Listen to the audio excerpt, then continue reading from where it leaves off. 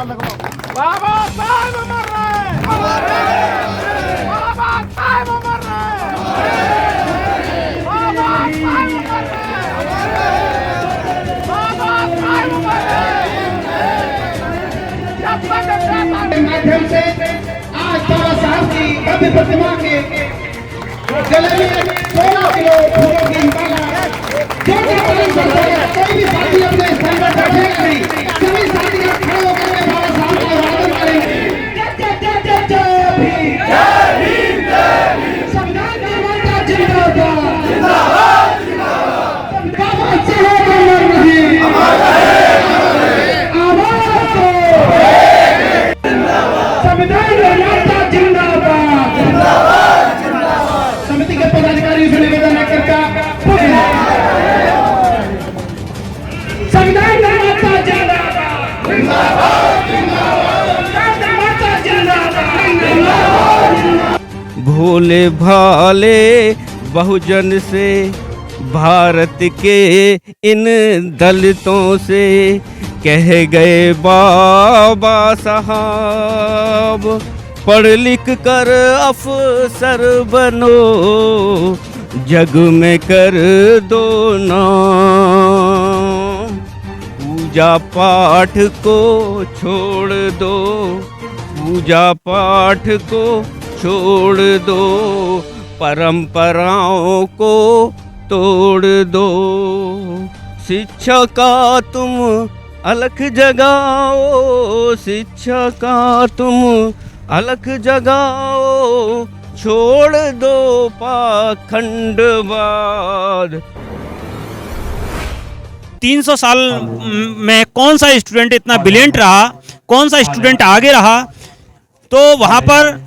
एक ही नाम निकल कर आया, वो हमारे परम पूज्य बोधिसत्व डॉक्टर भीमराव अम्बेडकर जी का निकल कर आया। और वहीं पर कोलंबिया यूनिवर्सिटी के मेन गेट पर बाबा साहब की प्रतिमा का प्रतिमा लगाई गई, और साथ ही साथ उसके नीचे लिखा गया कि ज्ञान के प्रतीक परम पूज्य बाबा साहब ही हैं। और मैं बताऊं, भारत ही नहीं बल्कि पूरे विश्व में अगर किसी महापुरुष की मूर्ति देखी जाएगी या मिलती है तो वो तथागत गौतम बुद्ध और बाबा साहब भीमराव अम्बेडकर की मिलती है। यह ऐसा मैंने जाना है और ऐसा मैंने माना है, और पूरा विश्व ही बाबा साहब को मानता है।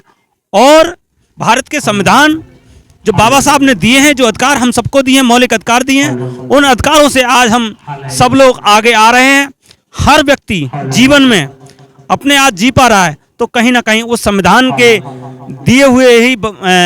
आदेशों से, दिए हुए पालनों से ही हम लोग संविधान को आगे ला पा रहे हैं। और साथियों, एक चीज़ और कहना चाहूँगा, यहाँ पर मैं उपस्थित हूँ कि यहाँ पर जो हमारा संगठन है अखिल भारतीय अनुसूचित जाति जनजाति कर्मचारी कल्याण एसोसिएशन आवाज का, नई दिल्ली, यह संगठन अपने सारनाथ के अंदर एक बहुत ही भव्य बुद्धा इंटरनेशनल सेंटर बना रहा है।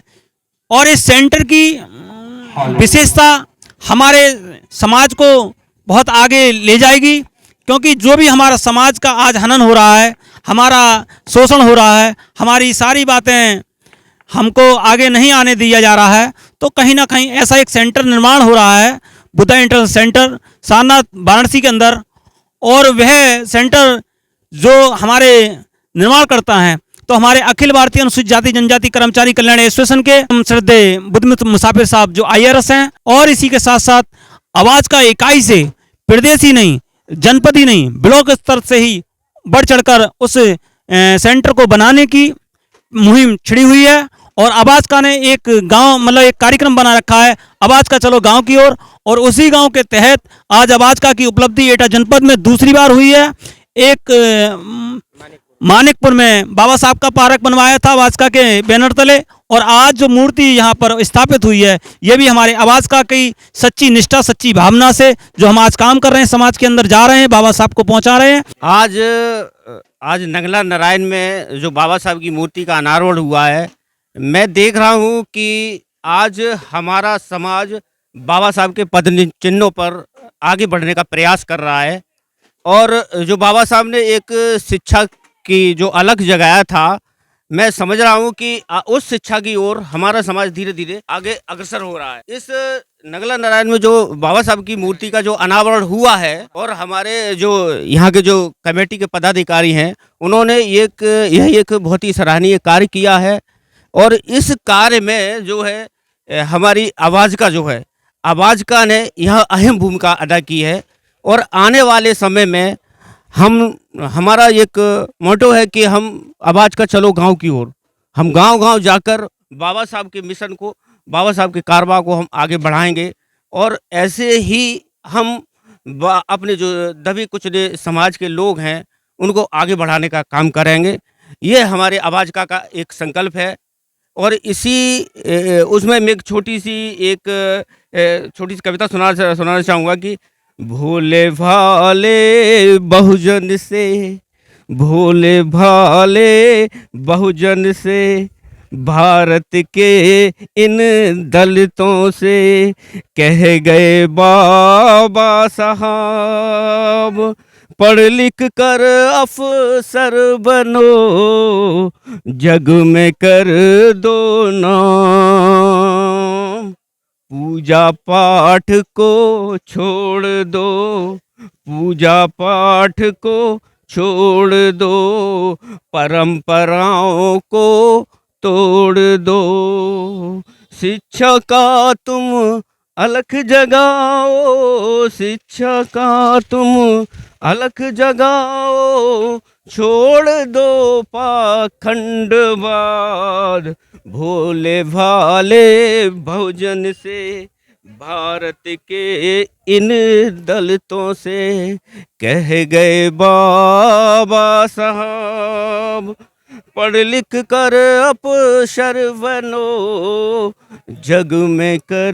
दो नाम। बहुत बहुत साधुवाद। बाबा साहब का जो प्रतीकात्मक स्टैचू हम यहाँ पर भी लगा देते हैं, वहाँ से कम हमारे नन्हे मुन्ने बच्चे, मातृशक्ति और वो पढ़े लिखे अनपढ़ सारे के सारे लोगों को एक संदेश मिलता है, एक अजीब सी शक्ति मिलती है